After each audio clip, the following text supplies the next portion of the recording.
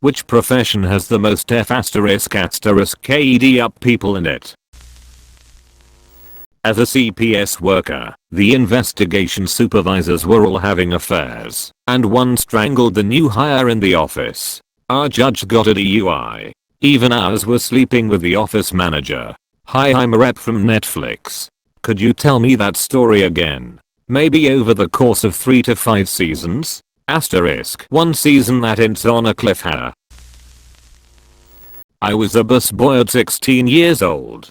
The very first staff meeting I attended, management started off by telling us no more doing coke in the parking lot. Our guests are not fucking blind. I was literally a church-going altar boy and was scared to work there, but everyone was a high-energy character and kinda looked out for me. There was a bunch of slamming, yelling, cursing, and fighting, but nobody was malicious. After college, I worked in finance, a boiler room sales office, and those guys were a bunch of entitled, greedy, racist, elitist, narcissistic, violent douchebags. The first week I was killing it and thought I could put up with the toxic environment because the money was great. I quit by the end of the week.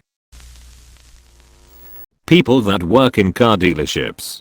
4 to 5 years ago, my wife and I drove 2 hours to a dealership because she finally found the exact car she had been looking for online, and it was at this dealership. We called right before we left the house to make sure the car was still at the dealership, since we had to drive 2 hours to go look at it. We obviously wanted to make sure it was there before we made the trip. You already know what comes next. When we got there, the first guy we spoke to told us that the car had just now been sold, but he had some brand new models he'd love to show us. I basically went off on him and told him I'd never do business with them after that. It was a slimy way to get us in the door. It's hard telling how long that car had been sold.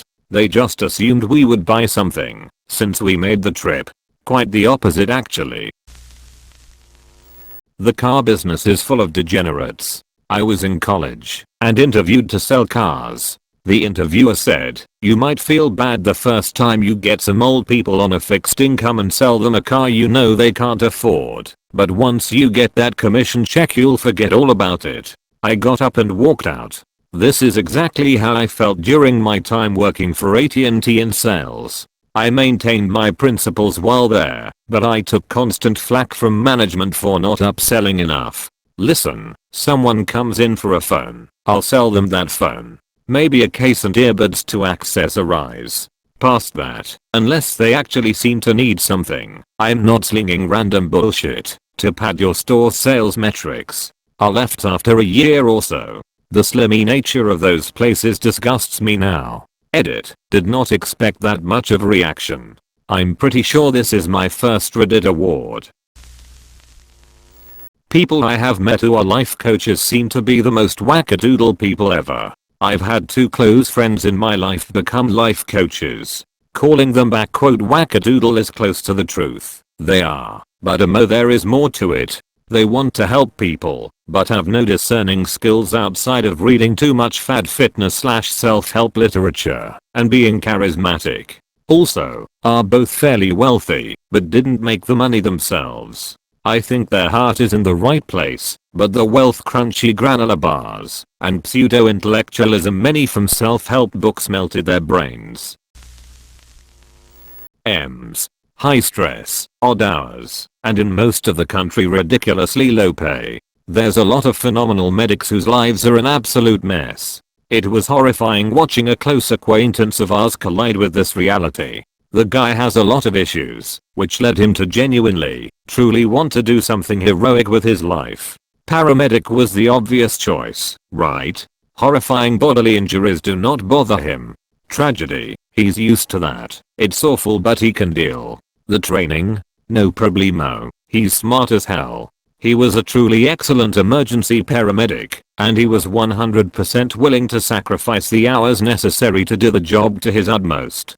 But holy shit, dude, the pay is a pittance. He just wanted to live modestly, be a hero, and support his family. But that can't happen on what they were willing to pay him, which was $2 above minimum wage. The man could make more waiting tables. It is obscene. Film industry.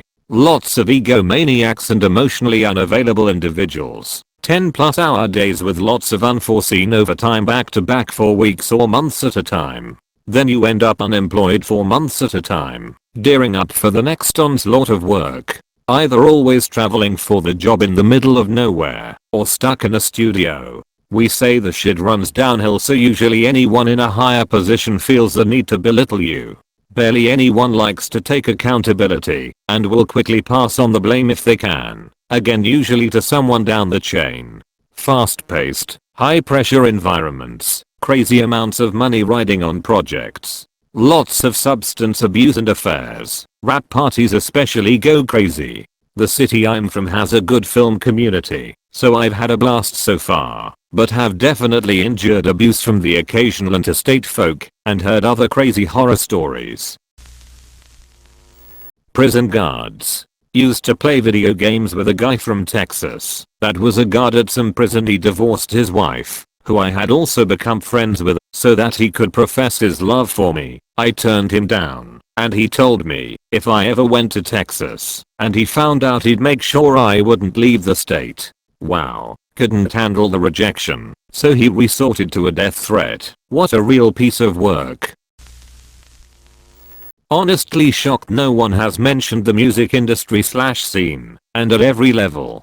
Drug and alcohol abuse, domestic violence, sociopathy and narcissistic abuse, bullying, gatekeeping, rape, etc., especially at the local level in everyone's local music scene. Even the hipsters, the musicians date and all their friends. Toxic AF. Yep. I used to play in bands for about a decade and did a decent amount of touring. All you said is correct. Drug addiction is rampant. Everyone sleeps till like 11 and works random ass odd jobs. Nobody ever shows up on time. And it's a giant ass kissing fest. Indie bands are incredibly annoying with how much they gas each other up to stay in good social circles. And then there's always an allegation that someone was being a creep or something, and then everyone treats that person like a pariah and acts like they were never friends. Love that everyone is just naming every job ever. Yeah, in this thread, people in the restaurant industry seem to develop substance abuses very frequently. I don't think the industry attracts those people, but rather the stress of the job combined with the availability of alcohol and other drugs create the perfect storm. What's sad to me is that working in the restaurant industry is usually one of the first jobs kids often have. I just remember in the 90s being made of at 16 by my coworkers that I didn't want to smoke pot, or that I told them I had no interest in other drugs. Politicians. Definitely. They've probably got the most screwed up things going on behind the scenes. He's a liar on a mission. A pernicious little shit. But we call him politician. 'Cause the name's a better fit. Healthcare. Some of the best providers I have ever met have very interesting life stories or fucked up pasts. High stress job, check. Frequent verbal abuse, check.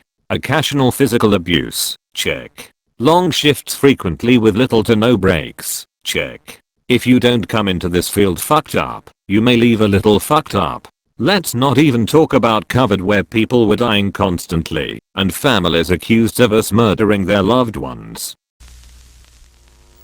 Doctors. It is quite a journey, but it changes personalities a lot, and one day, you've become this cynical, rude person who is at high risk to ruin your personal life. They have one of the highest suicide rates, and yet, they work in multiple jobs, learn and study all their life. It is interesting, but they have to sacrifice a lot, including their family time, and it affects everybody. Also, if you do SMTH wrong, you'll hear about it a lot, and quite rarely they'll say thank you. My brother-in-law is a GI doctor and his kids say he is never home and desperately waiting for retirement. The end. Thanks for watching.